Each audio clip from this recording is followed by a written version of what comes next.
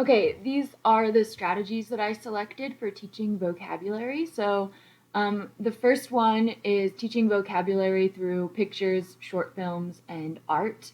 I love incorporating into my teaching any kind of videos or movies or short films because I feel like literature and visual art work so closely together. And we've done a lot of this with my advanced sophomore class, and we're launching right into our creative writing unit. So I think this will just fit right in with what we're discussing.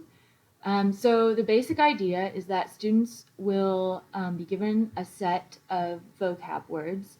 In my class, they're always related to something that we're reading. The next step would be that students research pictures, short films, songs, anything that they think of that relates or could relate to the vocab word set. I think it would be really cool for the creative writing unit to have like themed vocab sets because we'll have some anchor texts, but we'll really be working on word choice as they write. So we could have like a death themed vocab word set, and then they'd have to like research pictures and short films and songs. That's kind of a dark example, but just popped into my head. The next step is they select however many amount of words to focus on. It could be just one. For these students, I would probably do 5. I feel like it's hard to hold more than 5 new words in your brain, especially if they're pretty complex. And then I would ask them to make a specific connection between their selected words and their selected works of art. So they could do this in a lot of different ways. They could write about it. I could extend this into a writing prompt. So I need you to write short paragraphs about the words and how they connect to these different works of art. Obviously listing the word in the prompt. They could make mind maps in groups, selecting different works of art and making connections. And that way we could hang them up around the room as like a visual anchor chart type thing.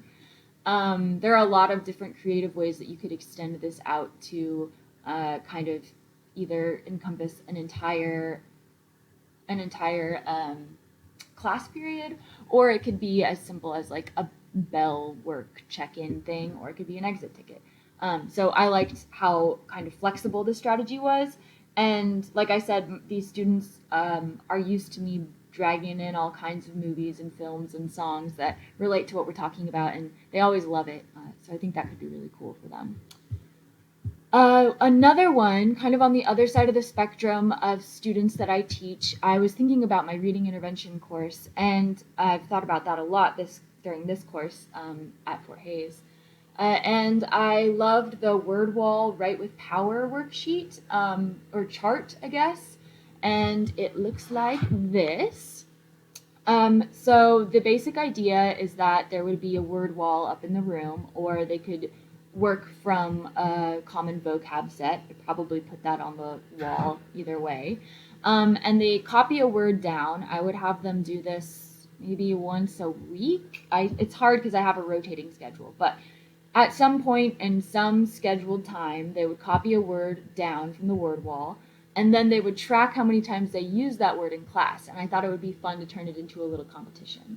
And I wouldn't have them track the word outside of our class period. I would say that they could maybe like find me during school, like during lunch or something, and drop that word into a sentence, and that could count for their tally mark for the day or something like that. And then my favorite part of this is choosing a favorite line of the week. So choosing the best use of the word from your writing. So I would encourage students to go back to that page. I would first have students select a word, track how many times, and then the favorite line of the week. I think that we're going to start practicing a lot of revising with this class. They are working on just basic essay writing and reflective writing, and we do a journal prompt every day. So if they have a really juicy sentence that they're really proud of, I call them delicious sentences, they could write that up there on their chart, and then this chart would be progressive throughout the semester. At least that's my plan to try in the next couple of weeks.